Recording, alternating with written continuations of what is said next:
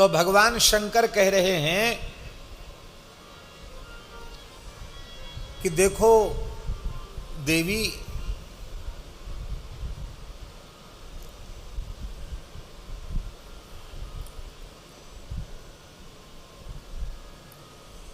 किसी के भी सामने अपने इष्ट का प्रकाश नहीं करना चाहिए। हम लोग बड़े हल्के में ले लेते हैं।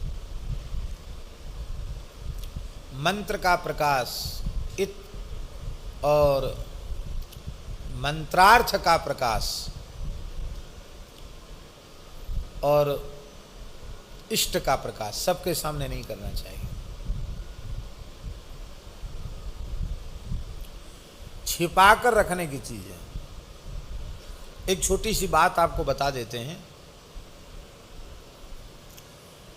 परम पूज्य धर्म सम्राट स्वामी श्री करपात्री जी महाराज इस देश के एक अनुपम विभूति थे, इसमें कोई किसी को संदेह नहीं है। उनकी धर्मनिष्ठा, उनका शास्त्र बोध, उनका ज्ञान, उनकी भक्ति सब अति विशिष्ट थी। आजकल तो उपाधियां कोई कुछ भी लिख ले, पर उनको जो काशी के विद्वानों ने धर्म सम्राट कहा, वस्तुतः धर्म सम्राट ही धर्म सम्राट थे।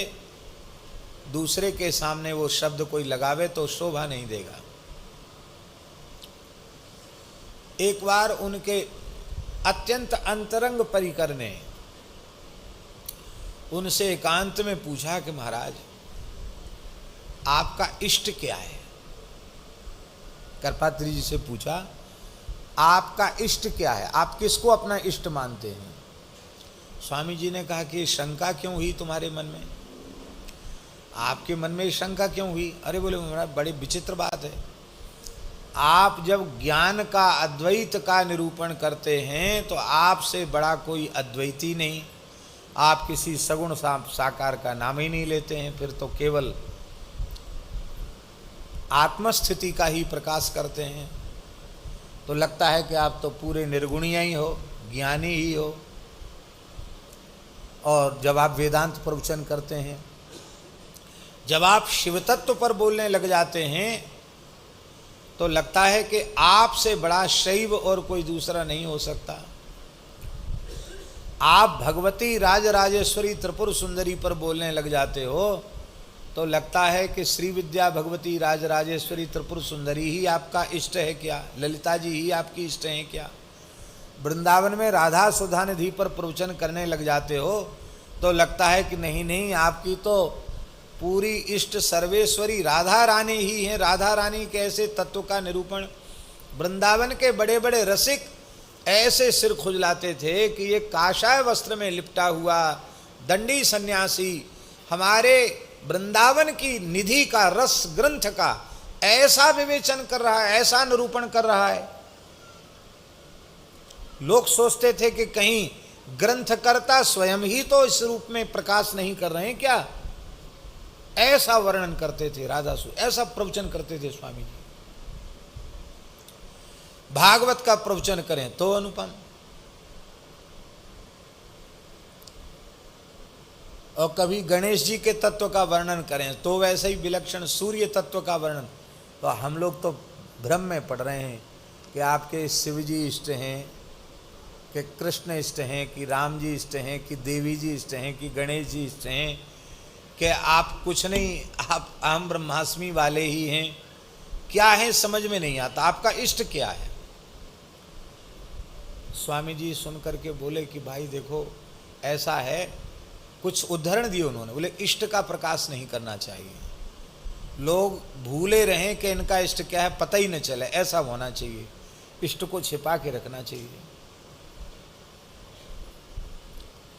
तो उन्होंने चरण पकड़ लिए, बोले महाराज जी अब कम से कम इस दास पर तो कृपा करके ही जाइए, आपने हमें अपना अत्यंत अंतरंग माना है।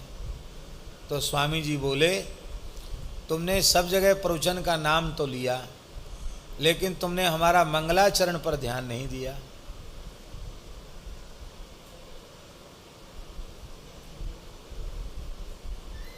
हाँ हाँ हाँ महाराज जी ध्यान आ गया मंगलाचरण पर। ओम नमः परमहंसा स्वादित चरण कमल चिन्मकरंदाय भक्त जनमानस निवासाय श्री रामचंद्राय।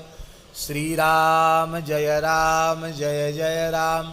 बोले चाहे वेदांत पर प्रवचन करें, चाहे देवी पर प्रवचन करें, चाहे महादेव पर प्रवचन करें, मंगलाचरण यही और कीर्तन यही। न कीर्तन बदलेगा न मंगलाचरण बदलेगा।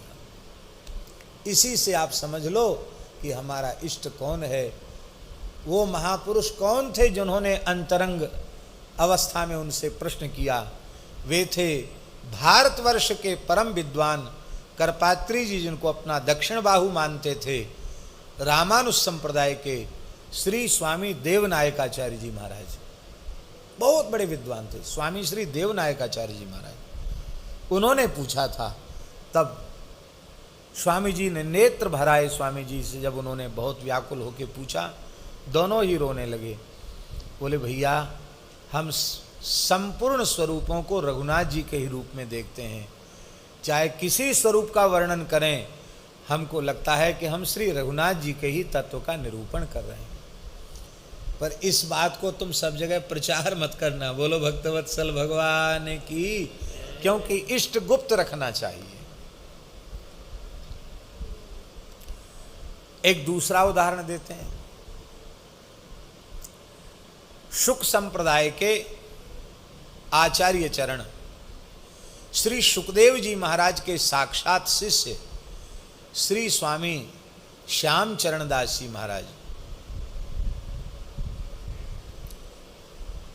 उनके शिष्य थे श्री राम सखी जी, जिनका यहीं बंसीवट रास मंडल में शरद पूर्णिमा के दिन ही सदेह निकुंज गमन हुआ।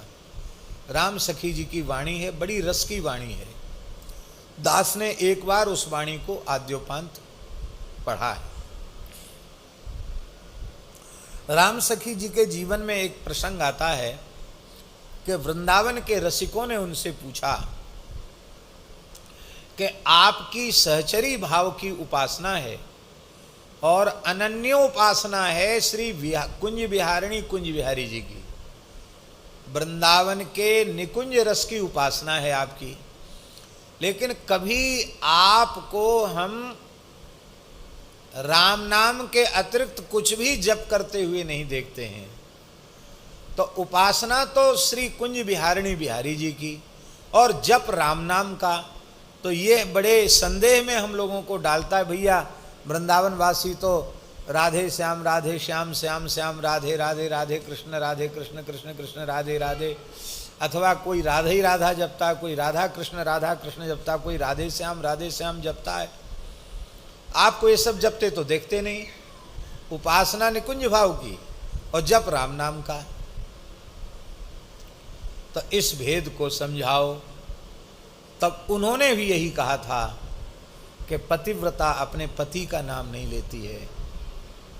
अब मैं पतिव्रता हूँ, नाम कैसे लूँ? तो हमने अपने युगल सरकार का सांकेतिक नाम रख रखा है राम। रा माने राधा रानी, माँ माने मनमोहन। तो राम राम कहकर मैं राधा मनमोहन का स्मरण करता हूँ। राम सखी जी की साखी है, रा अक्षर श्री राधिका, माँ मनमोहन जान, राम नाम याते भयो जानहि संत सुजान। उन्होंने अपने इष्ट का प्रकाश किया। तो इष्ट का प्रकाश, और सबसे पूछना भी नहीं चाहिए कि आपका इष्ट क्या है। क्या जरूरत है पूछने की? आपका जो है आप अपना अपनी निष्ठा में पक्के रहो, आपको पूछने की क्या आवश्यकता पड़ गई?